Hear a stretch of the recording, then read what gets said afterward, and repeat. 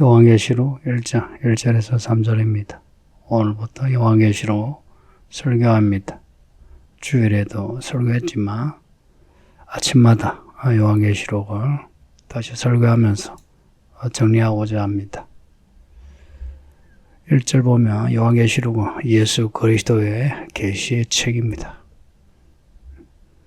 계시란 말은 숨겨진 거, 드러내는 겁니다.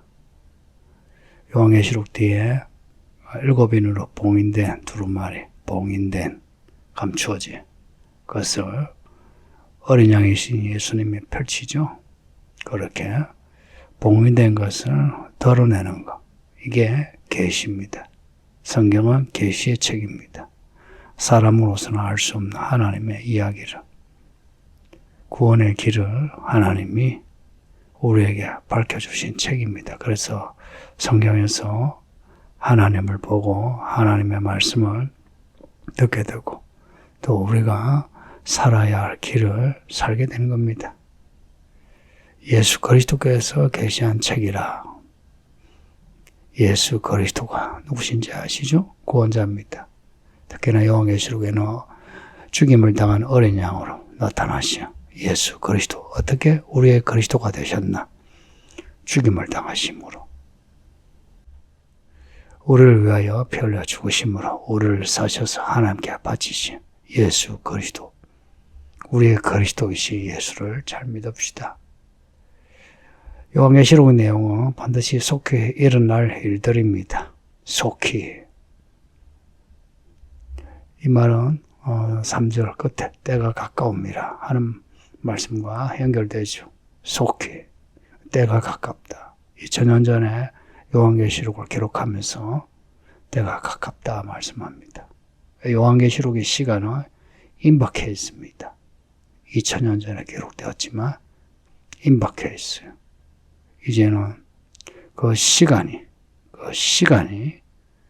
2000년이 이제 흐르면서 정말 때가 가깝습니다. 하나님의 때는 두 가지로 이야기할 수 있는데, 하나님의 그 사건들이 차오르는 것, 상황이 되었다 할 때, 때가 되었다고. 그리고 하나님이 작정하신 시간이 있습니다. 그 시간에 가까울 때 때가 가깝다. 그래서 때가 가깝다 할 때 이 때를 말하는 헬라어는 두 가지가 다 쓰입니다. 카이로스나 크로노스, 이렇게 하나님의 때를 이야기하는 그런 카이로스나 아니면 언제 오노 할 때 내일 온다, 뭐 내년에 온다. 그 때 두 가지 다 쓰입니다. 이때도 가깝고 저 때도 가까운 거예요. 그래서 요한계시록을 읽으면서 우리의 믿음을 좀 긴박감을 더합시다.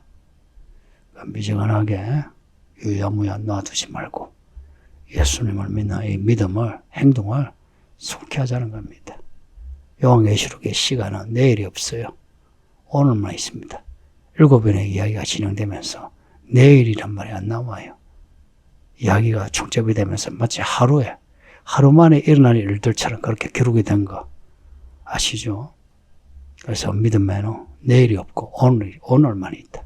그래서 지체하지 말고 오늘 예수님을 잘 믿어야 하는 겁니다. 그리고 계시록의 사건을 중첩이라고 하는 이런 눈으로 봐야 돼요.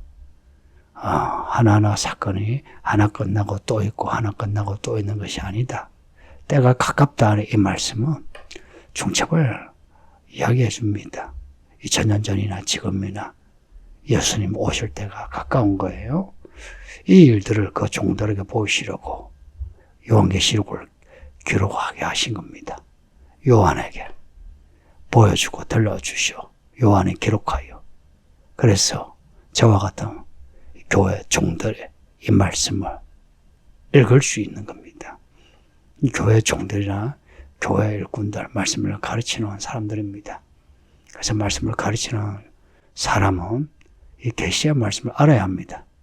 목사인 제가 성경을 모른 채 여러분이 듣기 좋은 그런 말을 하면 좋겠습니까? 그런 목사가 좋아요? 아니잖아요. 여러분의 자녀를 가르치는 교사가 말씀을 안 가르치고 다른 것을 가르치면 좋겠습니까? 아니잖아요. 똑같이 여러분도 또한 교회 일을 말씀을 아는 사람으로 말씀을 가르치고 말씀으로 교회를 하는 거 배우세요. 그렇게 해야만 우리가 참 성도답죠. 교회 군들은 해야 할 일이 이 말씀을 발견하고 말씀을 사람들에게 드러내는 겁니다. 이 말씀을 요한에게 주시는데 그의 천사를 그저 요한에게 보내어 알게 하신 거라. 요한계시록에는 천사들이 많이 나오는 거 아시죠? 구약에는 천사들이 참 많이 등장하는데 신약에는 좀 덜 등장하죠. 그래서 사람들이 천사의 존재를 잘 몰라요. 그러나 요한계시록을 보면 하나님이 천사들을 통하여 7인의 이야기를 펼치는 겁니다.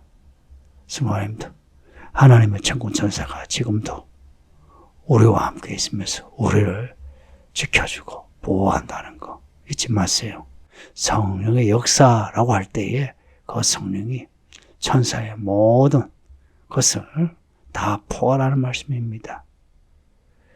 에스겔서 보면 에스겔서 1장과 10장을 보면 하나님의 모습이 나오는데요.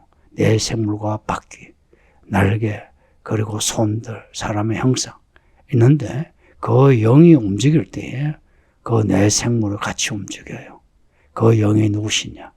하나님의 영, 성령이 있습니다. 그래서 신약에는 성령의 역사라고 하면은 모든 천사들의 활동을 포함하는 말씀입니다.